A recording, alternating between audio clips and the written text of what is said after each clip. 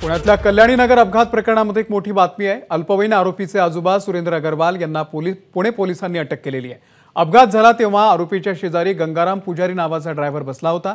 त्याला धमकी दिल्याचा आणि डांबून ठेवल्याचा आरोप सुरेंद्र यांच्यावरती आहे। या प्रकरणामध्ये विशाल अग्रवालवर देखील गुन्हा दाखल करण्यात आलाय। सुरेंद्र अग्रवाल आणि विशाल या दोघांनी मिळून ड्रायव्हर गंगाराम पुजारीला 2 दिवस डांबून ठेवल्याचा आरोप आहे। या संदर्भातले अपडेट देण्यासाठी आपले प्रतिनिधी मंदार गोंजारी सध्या पुण्यातून आपल्या सोबत आहेत। मंदार, या प्रकरणामध्ये आता अटक करण्यात आलेली आहे त्या अल्पवयीन मुलाच्या आजोबांना। पुढची कारवाई नेमकी काय असणार आहे? आता येरोडा पोलीस स्टेशनमध्ये नवा गुन्हा दाखल झाला आहे कलम 201 अंतर्गत, आणि हा गुन्हा तपासामध्ये छेडछाड करण्याचा किंवा तपासाची दिशा भरकटवण्याचा प्रयत्न आहे अशा स्वरूपाचा आहे, अशा आशयाचा आहे।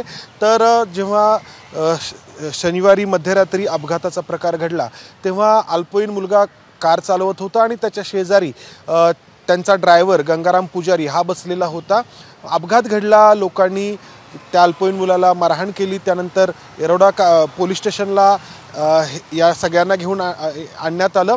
मात्र त्या ठिकाणी हा गुन्हा स्वतःच्या नावावरती घे असं त्या ड्रायव्हरला सुरेंद्र अग्रवाल आणि विशाल अग्रवाल सांगत होते। त्यानंतर पुढचे 2 दिवस या ड्रायव्हरला गंगाराम पुजारीला डांबून ठेवण्यात आलं असा आरोप ठेवण्यात आलेला आहे या गुन्ह्यामध्ये, आणि त्या अन्वये हा गुन्हा दाखल करण्यात आला आहे। या गुन्ह्यामध्ये सुरेंद्र अग्रवाल देखील आहे आणि विशाल अग्रवाल देखील आहे।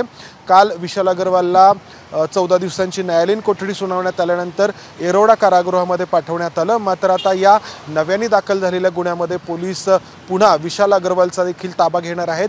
दुसरीकडे सुरेंद्र अग्रवालला अटक केल्यानंतर आज दुपारी न्यायालयात हजर केलं जाईल, आणि विशाल अग्रवालचा जर ताबा मिळाला येरोडा कारागृहातून तर पुन्हा दोघांना समोरासमोर बसून दोघांची चौकशी देखील करण्यात येईल। पुन्हा विशाल अग्रवाल नव्या गुन्ह्यामध्ये अटक होणार आहे। निश्चित अपडेट तुमच्याकडून घेत राहू मंदार। तुर्तास धन्यवाद या माहितीबद्दल। एबीपी माझा, उघडा डोळे बघा नीट।